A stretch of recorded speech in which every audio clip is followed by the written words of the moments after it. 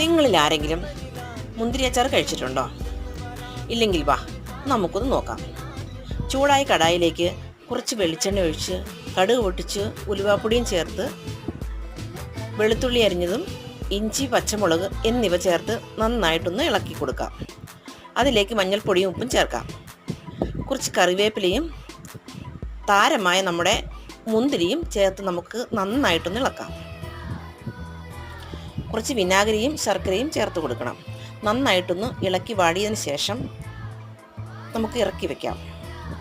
പക്ഷേ 2 ദിവസം കഴിഞ്ഞേ ഇത് ഉപയോഗിക്കാവൂ, എങ്കിലേ കൃത്യമായ ടേസ്റ്റ് അറിയാൻ പറ്റൂ.